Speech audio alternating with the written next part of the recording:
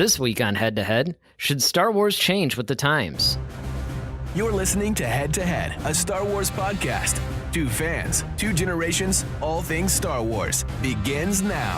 Hello, everybody. I'm Eric Vancil. And I'm Daryl Sanders. And we're your hosts for this podcast. So, you know what? I was actually looking, through the articles and stuff like that, as I normally do. Mm-hmm. And I ran across this story. I don't know if you heard it yet, but they're actually going to make a movie out of the Knights of the Old Republic video game. Well, that's cool. And I know a lot of people have been clamoring for that, actually. Oh, yeah. That's actually one of the things that we had actually thought that Benioff and Weiss might do. Right. But apparently, I got to get this woman's name right.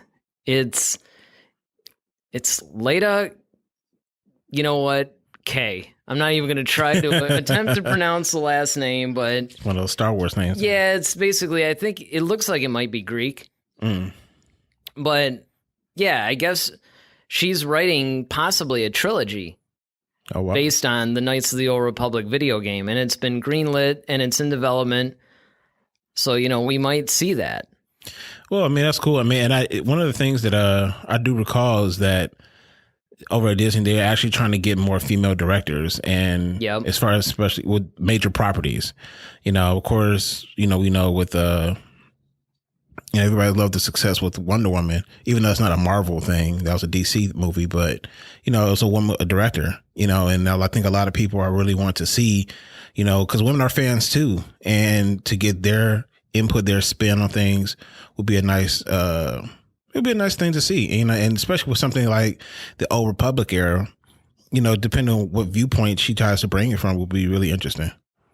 Yeah, I think one of the things that I thought was interesting about this, it does come off of the heels of the criticism that, only older white men are asked to direct or, do whatever, and there's not enough diversity on the behind the scenes side. Right. Even though I find it funny because it's a woman who actually runs the company, but... Yeah, Kathleen Kennedy. Yeah. But, the thing is it's true, to get a little bit of a different perspective. And certainly the success of Wonder Woman, I think, has a lot to do with it. But, of course, I've actually played that video game. I played that and the second one. And the second one was okay, but the first one was incredible. And actually, you can get it now on your phone. Yeah, actually, yep. They do it's available. Like the PC version that used to be, back in when it come out, like 2001, it's actually available. You can play it on the phone now, and it's the exact same game. Now, my only thing is with that is that, a lot of people taking video games and converting them into movies. And that's kind of been one of those things that a lot of people have had issues with over the years. Mortal Kombat, Street Fighter, what was the Hitman? So you got a lot of X versus Sever one, that was another one. Resident Evil, Resident Evil, yeah. Yeah, so there's a lot of different, things that started off as games. Forget Mario Brothers. Oh my God, that was god awful. But yeah, so you take something that started off as a huge video game, and even now, like right now, coming up, Sonic, that's another one that's coming to the big screen. Sonic the Hedgehog. So it's like, and everybody's been kind of like, oh, this looks terrible. So it's kind of like, well, granted, Star Wars has its own world, but how do you think it's going to fare as far as, well, taking because something I think you got to remember, a lot of people, myself included, that storyline that they use for the video game is one of my favorite storylines in Star Wars. It's an incredible Star Wars storyline that everybody said, why isn't this a movie? Because, and don't forget that this is coming in the middle of the prequel era. So, this is like in between, we would still be, at the time this game came out, we would be about, maybe a year, 6 months or so, after 8 months. Phantom Menace? Before Attack of the Clones. It's a couple of years after Phantom. It's about 2001 that it came out. Oh, yeah. So, yeah. And everybody's like, well, okay, people weren't exactly the happiest with the story of the prequels at the time. But, along comes this video game and everybody's in love with it. And it's like, this needs to be made into a movie. And ever since then, everybody's been clamoring, you know, one of the problems that everybody has had with Disney is that they haven't made this canon yet. Right. So at the very least, it looks like they're on their way to making the story of Knights of the Old Republic canon. And that, I think, even if the movie never gets made, if they just say, look, all the events in Knights of the Old Republic, it's canon now. Mm-hmm. Darth Revan, canon. Malak, canon. Man. Everything is, you know, what was his name? HK, was it 47? 11 or something. Like yeah, I can't remember now. It's been years since I played the game. But, you know, if you guys are interested in playing it, you know, I'll put a link in the notes or whatever, you know, so you guys can check it out. But it was a really, really, really cool thing. And it was something that just came out of nowhere. Like I saw the story last week, but I ignored it because I thought it was clickbait. Mm-hmm. I thought maybe they were talking about the Benioff and Weiss movie and like speculation and all that. Right. And then finally no, Lucasfilm is greenlighting a story based on the game. So I clicked on the link and lo and behold, that was the case. Sweet. Yeah, I hope they actually bring that out. And if they keep the same story, I think that would make fans really, really happy. Oh, absolutely. All right. You ready to go to the cantina? Yes, sir. All right. Let's go. Get that drink. All right. Well, one of the biggest things that came out, like what, last week or something? I think it was last week. The big Vanity Fair article. Yeah.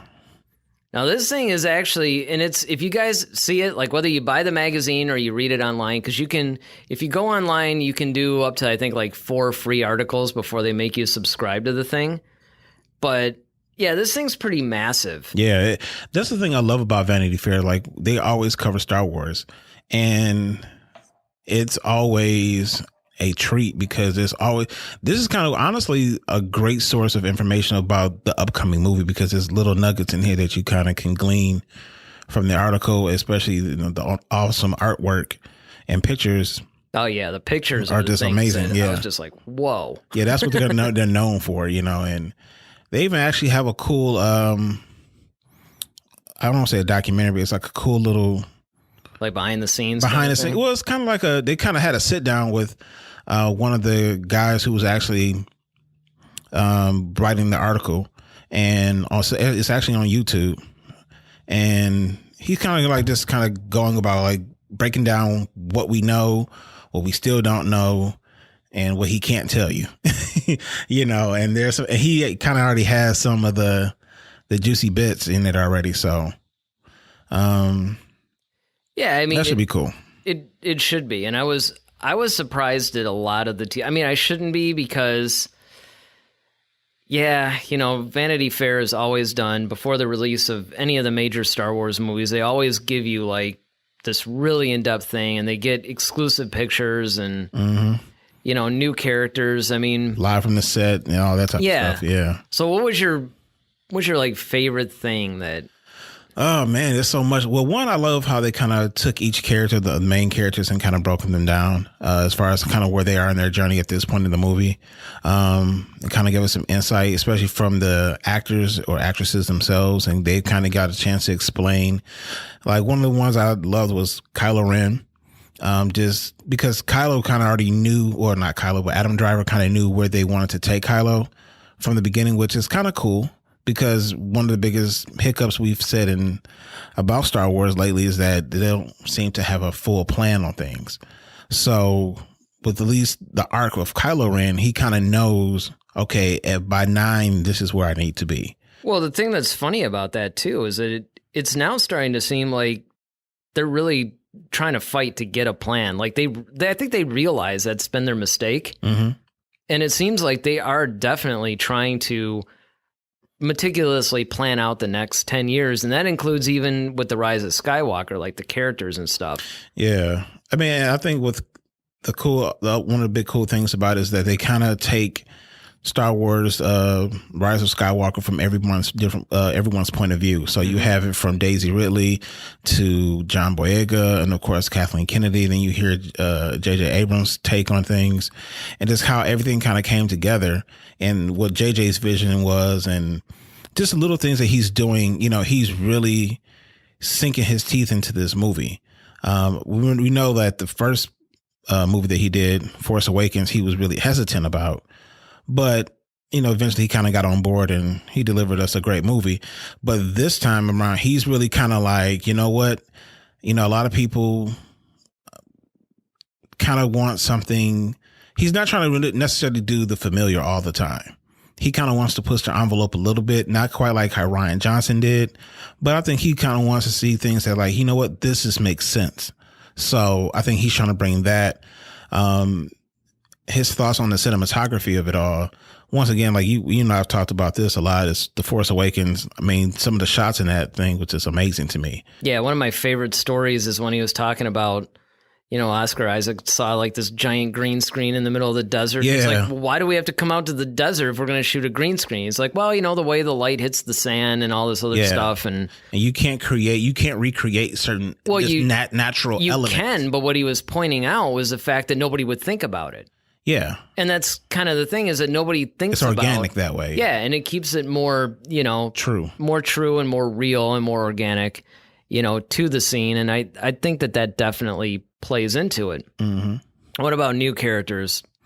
I'm really curious. I mean, Kerry Russell's Zori Bliss. Yeah, she looks cool. Yeah, I mean, I'm really interested in, but curious about that. Naomi Ackie. I'm really kind of curious to see character of Jana. Yeah, Who Jana. Is she? Yeah, what is she gonna bring? Is she Lando's granddaughter or daughter or whatever? Yeah. Or what is she gonna be doing? But the other thing is just kind of the hints of the romance. Because we really kind of saw it a little bit in Last Jedi between Finn and Rose, and now you kind of have this whole weird. I've talked about it because I think you said that it's going to be Rey and Poe. Because they kind of hinted that in, other mediums like the books and stuff like that. But they're even kind of hinting, at least in Vanity Fair, that it's going to be Kylo and Rey. Yeah, I mean, it could be. And, John Boyega keeps talking about how, Finn is definitely single and all that. So, I mean, I don't know. Yeah. I get it. I understand the criticisms where people think that the whole romance budding romance between Finn and Rose was a little bit rushed and maybe even a tad out of place, but I don't know. I kind of like their dynamic, honestly. Yeah, I think she's kind of like his conscience almost, in a way. Yeah, exactly. She's kind of like his Jiminy Cricket, but... an anchor, too. It's like, when he's trying to, like, run away from something, she makes him face it. And, yeah. I just think that I would be better off if they were together anyway. Yeah. I mean, but then there could be, a Naomi, the Jana character and Finn. That could be a possibility. There could be... I was thinking about that too, especially that one picture where they're riding together on a horse. It seems like they're at least together enough. Mm-hmm. So, yeah, I mean, I think that's one of the things that about, Star Wars that's people kind of forget about is the romance part of it. I mean, in the original trilogy, of course, you had Han and Leia, and then in the prequel trilogy, of course, it was Anakin and Padme. Those are the big romantic, but we haven't really had that in this new trilogy. And that's kind of one of the things that I kind of like about this new trilogy is that they're kind of going away from some things, but kind of still keeping it there. Yeah, I have to say that I'm more excited for this movie than I was before I read the article. Yeah. I mean, I definitely think that there's a lot of different elements to it, especially like, the growth. Like one of the things they said with Daisy Ridley, she was really talking about the growth of Rey. And they basically mentioned that, she's pretty much a Jedi in this movie. Like it's been a year. Yeah, I mean, she's like Force Awakens, probably like 80-90% trained, like to her full potential at least. So I'm gonna ask you this question: do you think now when we say, okay, she's almost Jedi status, are we talking Luke Return of the Jedi status? Are we talking Luke Empire status, or are we talking about like Anakin Attack of the Clones, or? Are we talking, like which character would we, Yeah, like do you think she's more going to emulate, I guess? it's kind of looking like she's like sort of in between Anakin in Attack of the Clones and Revenge of the Sith. Mm-hmm. Because, she's the whole idea behind a lot of this stuff too, and we still don't know. I mean, there's a lot of speculation that, she was created much the same way Anakin was. Right. And everything. There's actually a new theory going around that I happen to like, and it does make, some sense, especially if Plagueis is involved, is that she was essentially created and she has elements of Anakin, Palpatine, and Luke, because she was made partially from Luke's cloned hand and, something from Anakin and some from Palpatine or whatever. So she actually has a lot of those powers and a lot of that consciousness in her. Now, if that's the case, then, I would almost say that once she taps into that potential, she would actually be more powerful than all of them. But see, my thing is, if we go back to that theory, though, aren't we reintroducing midichlorians again? Not necessarily, because, you got to remember that you do have the clones. You had the clones even before the prequels were made. They were mentioned. Right. They just use midichlorians as a way to, to talk about force potential, but you still had the ability to make them. You could still make a clone from a clone part or something like that. I don't necessarily think it goes into the midichlorian territory, although, you could make the argument that if you're saying, are they going more like science fiction now instead of fantasy? Yeah. Yeah, it depends on how much I think that they delve into it. Because they've already sort of gone there, and even Anakin being born of the Force is still kind of mystical more than sci-fi. Now that they actually went and showed how it was done.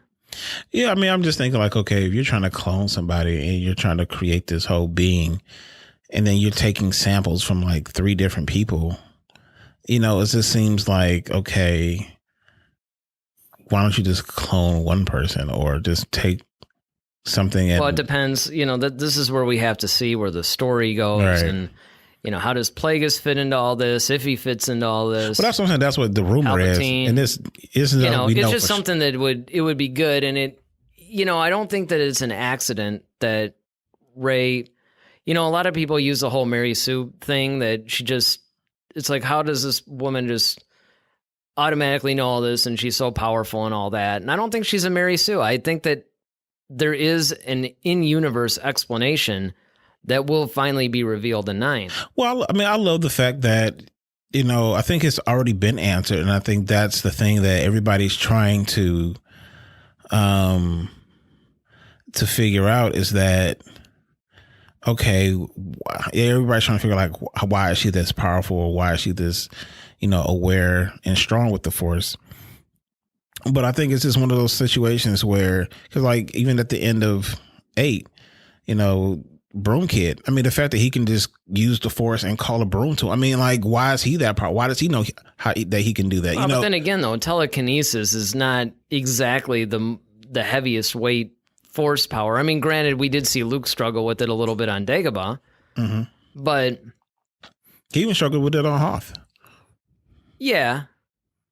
But you have to remember that it's because of Luke that future generations even knew who the Jedi were. You have to remember that during Luke's time, I mean, you had this oppressive force that was specifically targeting the Jedi and all but wiped them out. Right.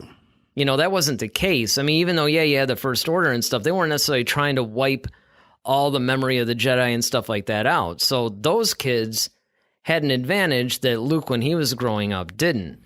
Right. And he didn't even know what the Force was. Exactly. And that's what I mean. But what I mean is that if you have someone like Rey, like, why can't she just have that natural ability? Why does it always... She's a little bit too powerful. I mean, because even if you look in the days of the Jedi, right? You had to be trained. Like, from the time that you were a youngling all the way up through, and even as a Padawan, I mean, she's more powerful and everything than a lot of Padawans were. And this is after years and years of training.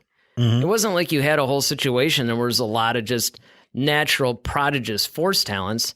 Even Anakin had his limitations, and he was born of the Force, and he didn't even learn it that quick, and he had the education.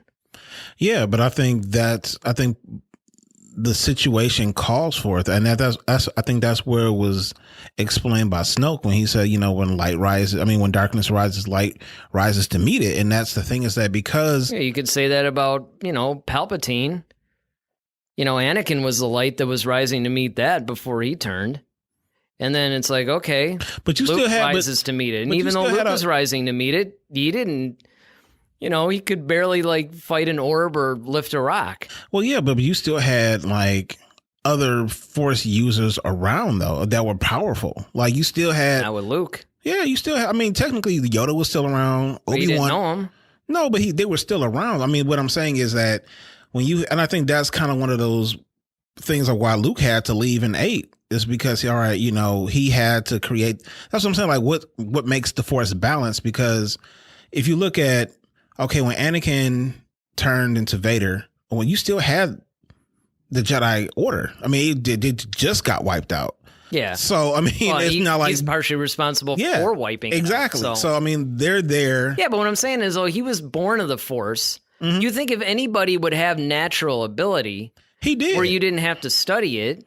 I mean, he did. I mean, that's the whole. Yeah, but he wasn't it was almost like he wasn't as powerful as Rey. When he started doing it, because you had other people to teach you. That's what my point is, that when the Force, I guess what I'm saying, the Force knows is you have guides who can teach you the ways of the Force. Yeah, you're basically saying it's based on situation. Yeah, exactly. The situation calls for it. Okay, there's nobody around. That's really the whole saga is not even. It's not setting itself up to be that way. I mean. It's almost like they were going out of their way to make Rey so powerful that everybody would be wondering about it. I think that was by design. And I think that's the answer we're going to get in 9. Possibly. Is why? Yeah. I mean, it's a good possibility. And that doesn't necessarily mean that we would find out, let's just say that, because everybody would tie it to her parents, which of course would make sense, but it might not be. Well, yeah, because I mean, there's talks that, she still could be related to Han and Leia or something like that. Yeah, like another Skywalker. Well, that's the other thing, too, is who's the Skywalker in Rise of Skywalker? Right. And that was another thing that permeated the Vanity Fair article. Mm-hmm. In addition to the other wonderful... I mean, one of the things that surprised me about that article was the fact that all these other characters, another one we haven't mentioned yet is General Pride. Yeah. And that's going to be interesting to see the dynamic between him and Hux. And also Kylo. Kylo. Yep. Who is this guy? Is he some, because he's called an Allegiant General or something like that? Yeah, in that video I was telling you about YouTube, I believe one of the guys was kind of going into detail about him, and that's Richard Grant's character. And basically he's almost like the new Tarkin. Yep.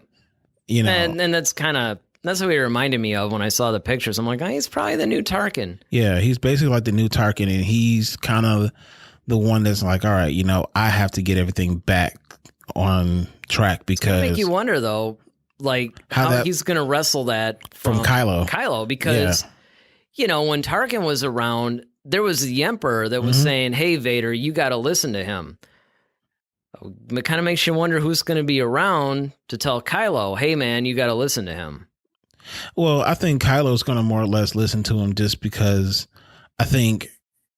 Pryor probably will have the same agenda. He just has a better strategy about going about doing it, as opposed to Hux. Hux is kind of like your peer, is Kylo's peer. So he's like, why do I have to listen to you? You're nothing. Well, that's to true. me. They were kind of, it's like, okay, you got the military and you got. Yeah. And it's they're roughly around the same age, so you're kind of I really don't have to listen to this guy. But Pride is significantly older, and he probably comes with a lot of wisdom and he's probably to balance out Kylo, okay, look, we can do what you want to do, but here's the way to do it. Or it could be Kylo appoints Pride. He wants Pride around to deal with Hux, so he doesn't have to deal with Hux. That's another one too. He could be an appointment from Kylo. Yeah. We don't really know where he's from yet, so that's going to be interesting. Just like with the Knights of Ren, they've been confirmed now to be in the movie. Yeah, and I was glad I was just about to bring them up too, because we finally got some shots of them, and that's really going to be interesting to see how they factor in, because I think we brought up some time ago when we first saw the trailer that those weren't the Knights Ren, but I've been hearing that they were. Well, or it could be like a flashback type thing. It was a different group of people. The people that were not the Knights of Ren were the ones that were kind of in the rags and all that stuff. Mm-hmm. They were in the trailer. The Knights of Ren were actually in kind of like almost like an armor type of thing. Mm-hmm. Yeah, they look heavily armored. Yeah. Like that old, like almost like that Game of Thrones look. Exactly. So that's why I'm really excited to see, what these guys are all about. And where they've been all this time. Well, where they've been. And then also, because there was that one scene where Kylo's fighting them. Mm-hmm. So you're kind of like, okay. And then there's that one scene from Force Awakens where they're all standing in the rain with each, Yeah, and that might have been a flashback to the temple scene or something. I don't know. It's just really going to be interesting to see where all this stuff falls into place. Yeah, definitely. Well, what about you guys? What do you think? You guys, if you had a chance to, read that Vanity Fair article or whatever, drop a comment in the comments section. Hit us up at head-to-head-SW on Facebook or Twitter. Maybe send some pictures at head-to-head-SW on Instagram. Let us know what you guys think about, this whole Vanity Fair article and, where you're standing now. Are you more excited about Rise of Skywalker than you were, or dare I say it, are you less excited about it? I don't see how you could be. Yeah, I don't either. All right, so what do we got next? All right, our next segment is Duel of the Fates.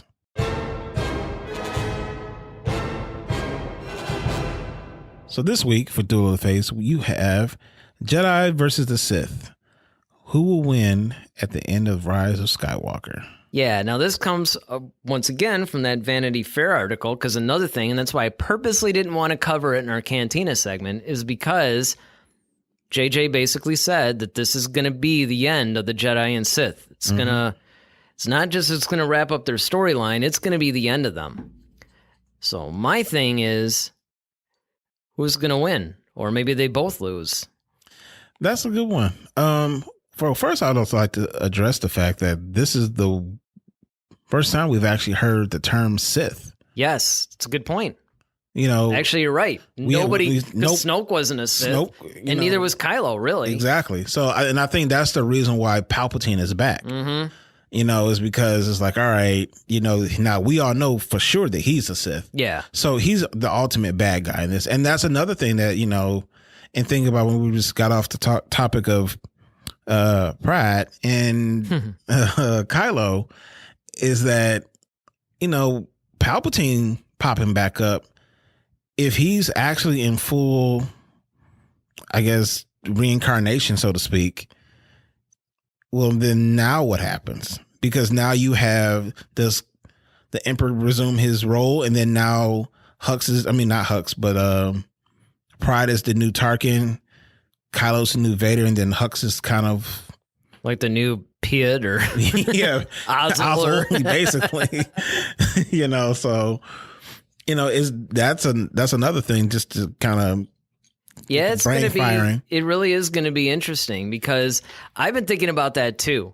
If Palpatine actually returns in a physical form and pretty much reassumes the control of not the Empire, but the First Order, you got to wonder what's the dynamic going to be.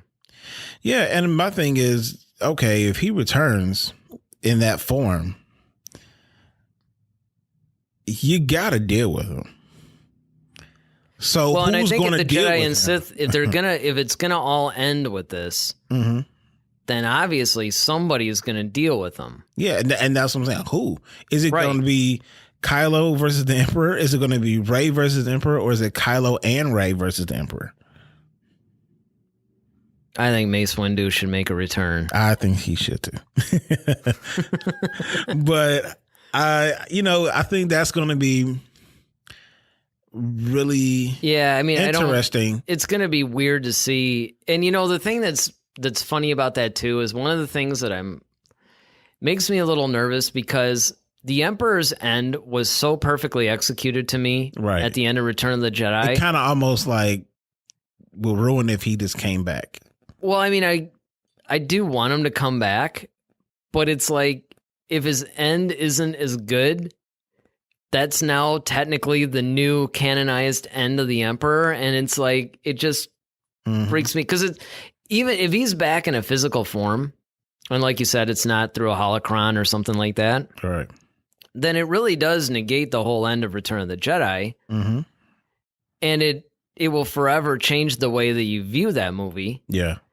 So it does understandably make me a little bit concerned or a little bit anxious, but at the same time, I don't know. I just really believe in JJ's vision for this movie. Yeah, I mean, even at the end of the Vanity Fair article, you know, they really were saying like, this is the movie. I mean, you know, there's been people just talking about it. Those who can talk about like the shareholders and things like that. They're like, man, this is a really, really good movie.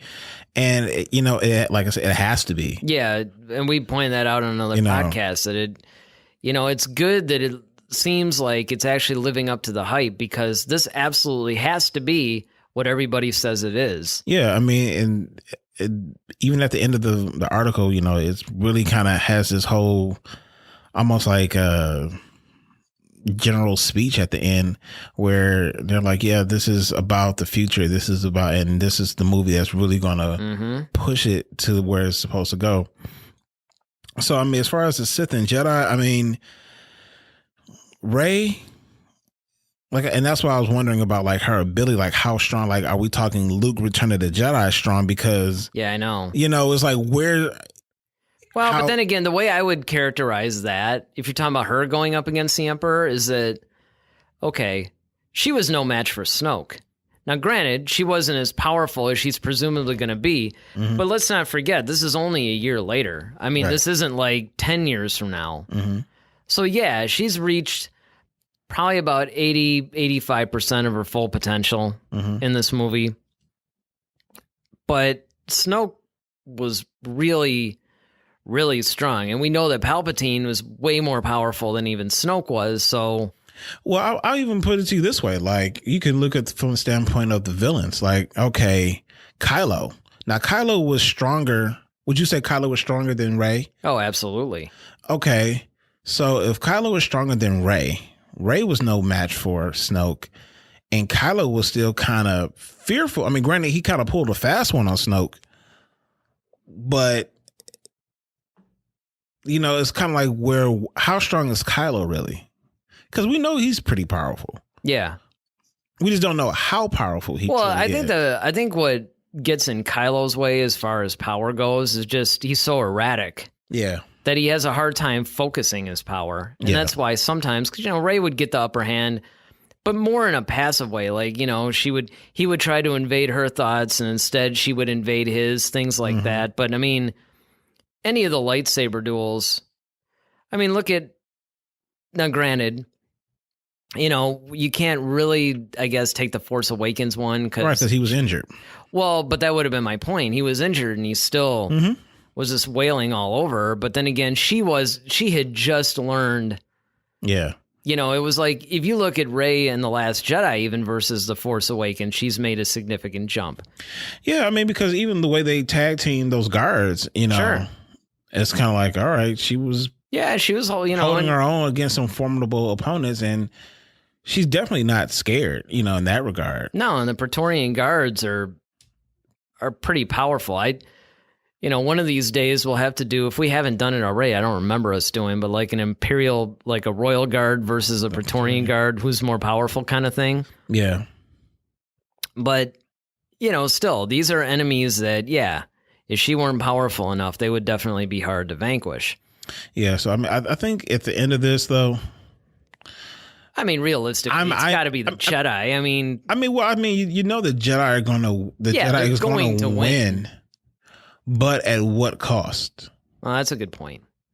And that's kind of where I'm trying to think, because, you know, it's like, okay, do they have to sacrifice themselves in order for them to actually, like, do they have to destroy both in order for it to be completely done? Well, I don't really see another way, because if you're going to end both of them, well, then that seems to be the only way that it would work. The Sith, you know, are eradicated, but so are the Jedi in what they have to do. Yeah, and then now It's just so weird to me, though, that this is really going to be, unless they don't make any other movies that take place after the Rise of Skywalker, which seems inconceivable to me. Right, because now you have an open playing field. Yeah.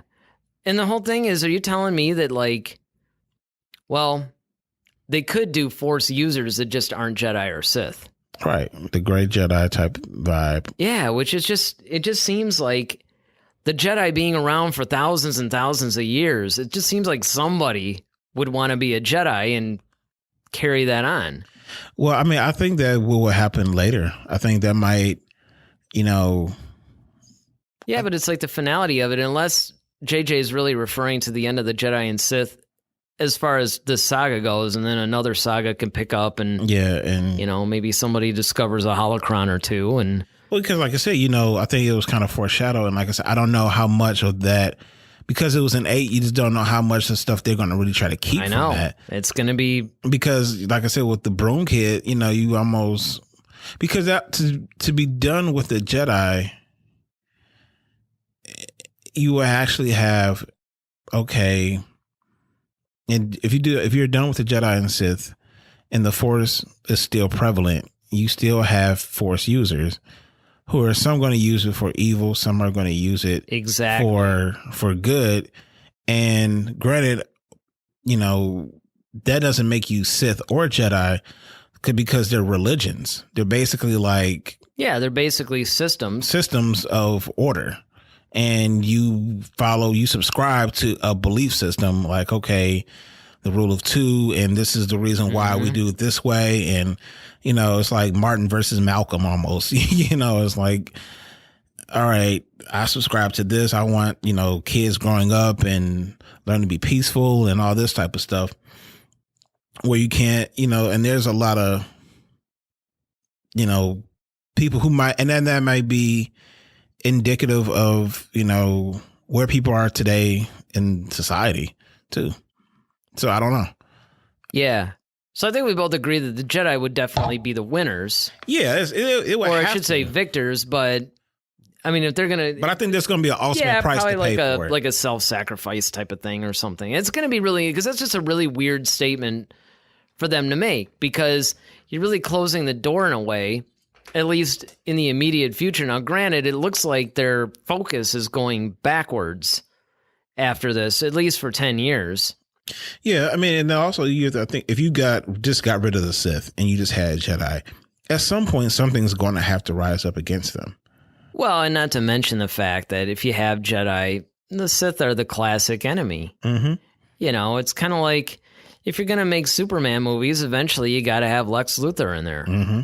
It just wouldn't feel right without it. You know, a Batman, you got to have the Joker. It's like there's that arch nemesis, and the Sith are definitely the arch nemesis.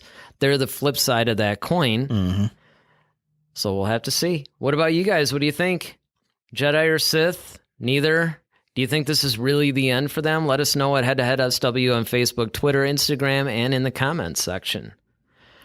All right. It's time for our next topic. All right. It is From a Certain Point of View. Yes, our feature topic. All right. So this week's feature topic is, should Star Wars change with the times? Yes. Now, this is kind of like I wrote a tie-in blog to this on our head-to-head-SW-podcast.com website. You actually find our blog there. We'll both contribute to it. You know, it's not necessarily a regular blog. You might find a week where we might have like 3 blogs in a week, and then we might not write one for a little bit. Even though there's a lot to say, it's designed for one of us or both of us to either, you know, expand on a point from one of the podcasts, or maybe something's happening. Maybe we don't cover something on the show, but we have definite opinion on it and we want to put it forth. That's what the blog is for. But one of the things in this whole thing, when they were talking about Disney and the direction they're going in that Vanity Fair article, and it was really not a direct reference, it was more indirect, but it's almost like Star Wars should reflect the current generation. It should change with the times. Mm-hmm.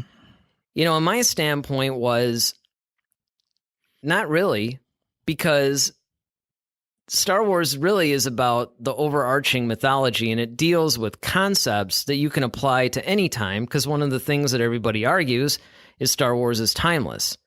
And the minute it starts reflecting, maybe, I mean, there's certain things like, say, fascism.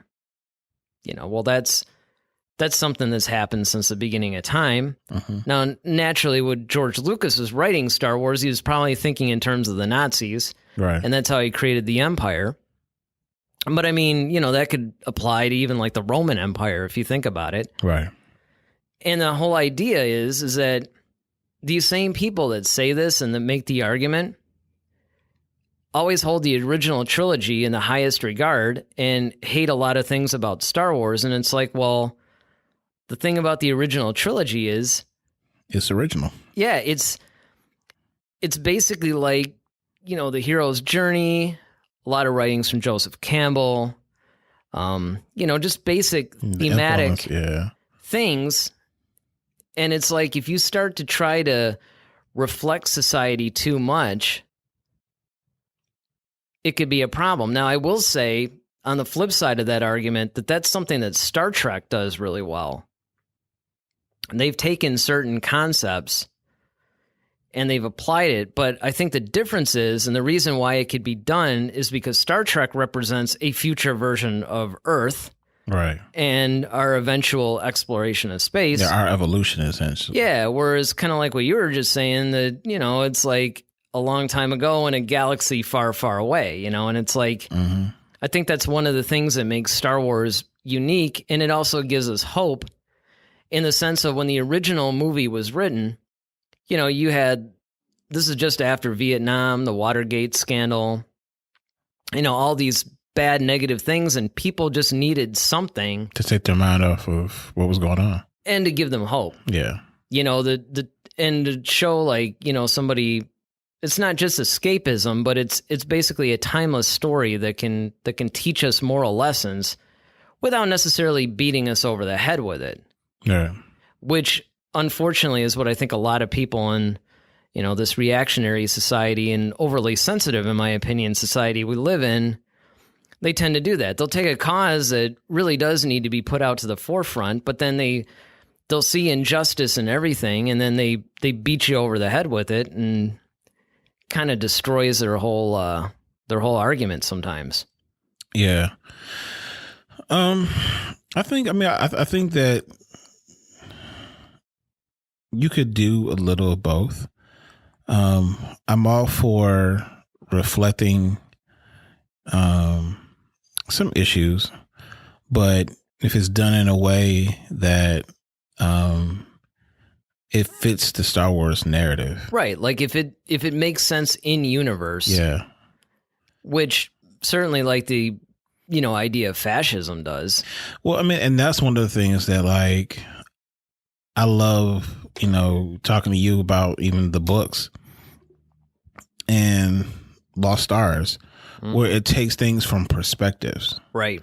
And I think that's one of the interesting, and the first time I really got a chance to see something like that was ironically in a Disney movie, but it was The Lion King 1.5. Oh yeah. And it was funny because, you're taking the events of what happened in the original Lion King movie, but now you see it from the eyes of Timon and Pumbaa. And you're like, oh, this is hilarious because this is what they're thinking as they're seeing this go on. Yeah, it's like a completely different perspective, too. Yeah, and I think that's what makes things. And I think from that, if you did something to that degree, which they have started doing things, like I say, in the novels and even one of the video games, I believe it was like, I can't remember which game it was, but it was like one of the troopers or something like that, or... Well, Battlefront 2. I think it's Battlefront. Yeah, it might have been Battlefront. It was basically, they were like, okay, the Empire had just fallen and they were mad because... Yeah. And so now, like, you're getting things from the trooper's perspective. Well, and then even the Phasma novel. Now, I didn't read that yet, but it's sort of like you get a lot of Captain Phasma's backstory, and it puts a whole new, spin or perspective on her character, and why. And that is true. Like with the novels, they've been trying to humanize the Empire a little bit by saying, look, not everybody in the Empire is like Tarkin or the Emperor or Vader. Right. A lot of these guys are just, everybody forgets that the Empire was actually spawned off of the Republic. A lot of those guys thought that the Empire was continuing on and doing good, that they were stamping out the separatists and, the rebellion, who to them are terrorists. Right. Trying to upset, like they weren't really privy to all the terrible things that were going on. Yeah. And the other thing too about, is if we want to talk about like even social issues or something like that, even in Star Wars, people don't see a lot. And this is what happens, especially in today's society, is that everybody is so in the present, but they don't understand the ramifications of things down the line. Exactly. And so one of the things is that, like Anakin made the statement in Attack of the Clones when he was like, well, we should, somebody should just make everybody do this. And she was like, who, you? He was like, well, no. Well, who then? Well, someone wise and someone, and because of his thought process was like, okay, once again, coming from a teenager's perspective and not having the type of knowledge or information that Padme had, his perspective on what things should be versus hers is vastly different. Mm-hmm. And when you look at that dynamic between those two, who end up getting married and of course having, creating Luke and Leia. And they definitely disagreed on a lot of political things. Yeah. And so you look at stuff from a different, view. I mean, and that's why even Obi-Wan said it. Healthy because once again, and this is what I mean, this is what the original trilogy did so brilliantly, is that, instead of taking the branches, they dealt with the roots and the trunk. It's like, okay, here are the overarching themes that cover a lot of this stuff that, are basically part of the human condition. Right. It's like, this is the kind of stuff that plagues humanity over and over and over. And like you said, a lot of times we just don't learn from history. Right. But it's like, it's almost like in every generation, what's funny about Star Wars especially, and especially when you look at the original trilogy, is every generation has taken ownership of it. Mm-hmm. A lot of these people, it's kind of like when you and I, it was so funny when we talked about the 1960s Batman series. Yeah. And, even though you're like 14 years younger than me, so with me, it was a little closer, right? It came out in the 60s. When it came on in the 70s in syndication, I thought it was a new show. Mm-hmm. So I was thinking, oh, this is one of our shows. And not realizing it was actually like a little bit before me. Comes on and you start to see it. You in the thought, 90s, hey, cool. They made something out of Batman finally. Not realizing the thing was done like 20 years before. Right. Every generation latches onto something and then... And it's funny that it becomes theirs. It's funny that you bring up that particular series because, as campy as like that show was, and I find, I bought the series, so I watch it all the time because it's. Oh, did you? Yeah, I actually have like the. Did you get the Blu-ray or the normal DVD? I got the DVD. Yeah, the regular. I think they're DVDs. Yeah, I gotta get the Blu-ray. I gotta get the Blu-ray. I'll get the Blu-ray. Still one of my. I gotta do it, man. But one of the things about that show is that, like, okay, understanding time period, like, okay, when that show came out, once again, Vietnam was going on. Oh, yeah, man. There's all kinds of stuff going on. So, Batman is like, all right, we serve our soldiers. It's like you see it's almost like those little Captain America like things that and it's just like, oh my God, like, are you serious? But it's like, when you put things in perspective of that time, it's like, okay, who's this show made for? And what were they trying to get across? And it's kind of like an underlying way of... And that's the problem that I have with stuff like that, is because when you speak to a certain generation, now it's no longer timeless. Mm-hmm. It's like you can actually put it in the context of a time period, and I think that that's what's dangerous if they try to do that. The thing is that what Lucas did so brilliantly was that he made a series of movies, a trilogy. If you take the original trilogy... And it doesn't matter what generation you're from, you can watch this, and it's just as much yours as it was the generation it was made for. Exactly. And even with this new thing, with the new trilogy, it's funny because they're dealing with issues that will always plague humanity. Right.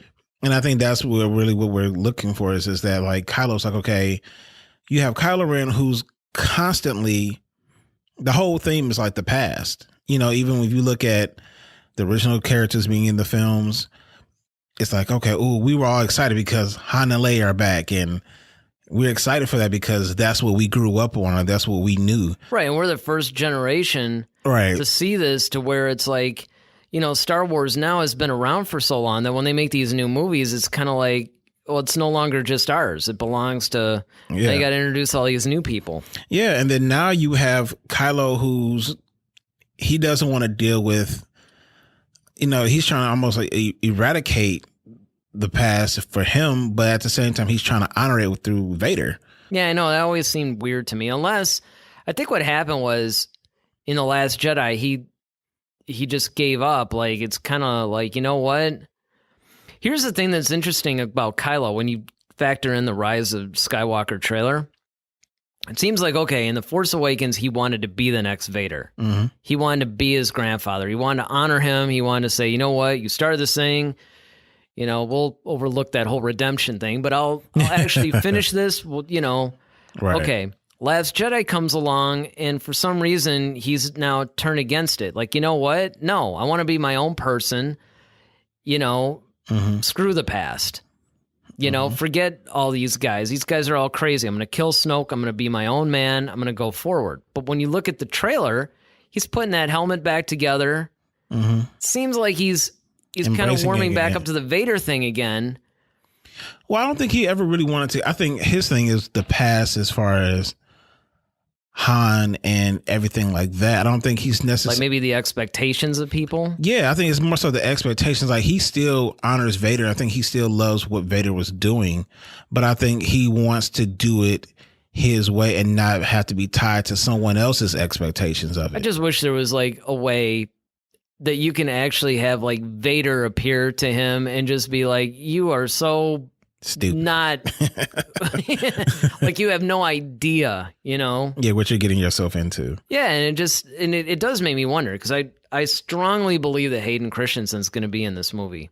Well, like I said, that would be cool. I mean, I just want to know if it's like, okay, a flashback once again to something it's that true. happened. I hope they don't do that weird. That's like there's a Vader ghost and then Anakin's Force ghost kind of thing like that. Well, yeah, that's what they were talking about. I mean, yeah, that would be weird. It's an interesting concept, but it would be a little strange to me. Well, I just don't, honestly, I mean, granted, Star Wars, like we started talking about changing with the times, up until this sequel trilogy, we haven't really seen flashbacks. I mean, we've kind of seen premonitions, if you will, but... Well, that's a good point, too. Actually, I'm glad you brought that up, because the one thing that I think that JJ in particular is really good at doing is breaking new ground with Star Wars while still maintaining the overall integrity. Traditions. Yeah. Whereas Rian Johnson, although what he did was very brave, and I do like what he did overall, I can understand why a lot of fans, because the problem is it's almost like how a lot of bands, I'll give an example, Metallica, perfect example. Okay, they create this new sound that nobody's ever done, and nobody has ever truly been able to duplicate.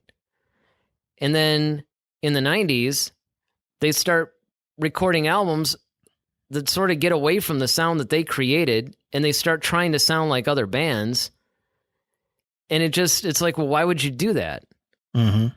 And it's almost like that's what I'm afraid sometimes people might try to do with Star Wars. Don't make Star Wars like other movies. Well, that's one of the things that Kathleen Kennedy addressed in the Vanity article, because she made the comparison to Marvel.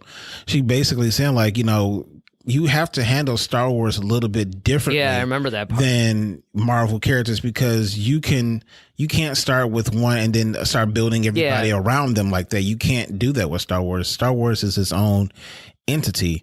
But my only thing is, I want them to do like Marvel, just plan it. Like, that's it. That's like, exactly. That like, look, doesn't just plan the thing. Don't just do the choose your own adventure style. Yeah. Especially now, if you want to do that with single movies, okay, whatever. But it's like, if you're going to have a trilogy, have a beginning, middle, and end. Mm-hmm. Tell the directors, like, look, here's where, you're picking up. Now you have to get to here. Now, I don't care how you get there, but you got to get there. Mm-hmm. You do that, I'm okay with it. And it seems like they dropped the ball. Now, it looks like JJ's been able to fix that. Right. And it looks like moving forward, it's with this Benioff and Weiss trilogy. You know, it's like they trilogy, yeah, you know, they seem to got, you know, and even Rian Johnson. I mean, we don't talk about his trilogy much, but there was talk about he was meeting with Benioff and Weiss, and it just feels like Disney has learned their lesson. Yeah, I mean, and so hopefully, yeah, you're right that they do that, because you definitely do have to handle Star Wars differently, and it's maintaining and respecting what everybody loves about Star Wars and what makes Star Wars what it is. That's why it's the cultural phenomenon that it is. Well, I mean, and one of the biggest things that you don't have the creator involved like that. Yeah, I know. I mean, that's the thing. I think some of that's a mistake. You know, I mean, granted, like, we all know George Lucas wasn't the greatest director, but he was one of the greatest storytellers. Absolutely. And it's kind of like, come up with your story, float it by him. And apparently, I think JJ did. Mm-hmm. I know Benioff and Weiss have met with him. Right. I mean, just like Dave Filoni, you know, Yep. I mean, like that. And I think that's why like the success of Clone Wars and probably The Mandalorian and everything else would be great coming from that regime, is because they were so tied into George. Absolutely. So I think that just lends a lot of great things coming from that, because they're basically almost like a clone, if you will, of the creator, you know, as opposed to you got people like Rian Johnson or, you know, and if you're not like really like a super fan like JJ, you know, like, okay, JJ being the super fan that he is, of course, he's going to be a little bit more meticulous about it because it's personal for him. Yep. You know, as opposed to a director who's like, okay, they have great talent, but this isn't really my thing. But okay, I've watched it. I've seen the movies. They're cool. Okay, let me see what the script, and then boom. You know, and that's like, I almost don't even want to, with Benioff and Weiss, I don't want necessarily a Game of Thrones rehash of that. Like, I don't think they're going to do that. I hope not. I don't think so. Because you have to remember that Game of Thrones was an adaptive work. It was based on books. Yeah, absolutely. And they masterfully brought these books. I'll tell you what I would love to see them do is to pick a novel or a series of novels and make a trilogy out of that. And I think that would be like the Game of Thrones thing. See, honestly, Benioff and Weiss would be perfect if they did Lords of the Sith. Yeah. Those guys would probably... Or, depending on when they want to go, if they did Chuck Wendig's Aftermath trilogy. Yeah. I'd like to see that. Because they're really good at adapting the material. Mm-hmm. So, I mean, you know, we'll have to see. I mean, what about you guys? What are your thoughts on it? You know, let us know at Head to Head SW on Facebook and Twitter. You know, Instagram. We love to see pictures. Some of you guys have posted some really funny memes on our Instagram page, and we love it. Love seeing that stuff. You know, look at the blog at headtoheadswpodcast.com. You know, because I go a little bit more in depth, and you know, you can check that out and leave comments there. All right, our final segment. It's one of my favorites. It's where we take your questions and we call it Clear Your Mind. That's right. Now this time, you know, we took some Quora.com questions because, you know, a lot of times people hit me up on my account there and ask me all kinds of different stuff. So what's our first question? All right. Our first question comes from Nathaniel Joseph. Why would Disney make Knights of the Old Republic not canon? Well, it's kind of funny. It's too bad. This question's sort of outdated because it looks like they're going to make it canon. Mm-hmm. But I'll answer the question as if they still weren't planning on dealing with this Knights of the Old Republic movie, because I definitely feel like the reason why they're even letting somebody write a script for it, again, that does not guarantee that there's going to be a movie. Right. But at least the making fact that they're at least like, you know, making, you know, giving it a go pretty much means that they're going to make it canon. Now, before that, I think the reason why they were hesitant was because that story is so fleshed out that if they did make it, and if they do make that movie, it's going to cement what happens in that time period. Because, see, they had the ability of, say, going maybe 1,000 years before A New Hope, or 2,000. You know, I think Knights of the Old Republic, if I'm not mistaken, is like around 10,000, somewhere in there, 5 to 10,000 years before. And it really has if you guys aren't familiar with it, it has a very definitive story as far as the Jedi, the Sith, the origins of them. And I think that when Disney had bought Lucasfilm, they wanted to keep some of that open to the interpretations of when directors and writers come in, and they didn't necessarily want to be beholden to this video game. Now, I think what's happened is so many fans have been clamoring to even make this thing canon that they're like, well, let's take it one step further. Let's make a movie out of it. Let's make a trilogy of movies out of it. And I, for one, cannot wait to see that, because it is such an amazing story. Like I said, earlier in the show, it's one of the best Star Wars stories ever written. So from that standpoint, I think that's why they weren't making it canon before, but I think, honestly, it's in the works. Yeah, it looks like it's in the works. All right. I think that, I totally agree with you. I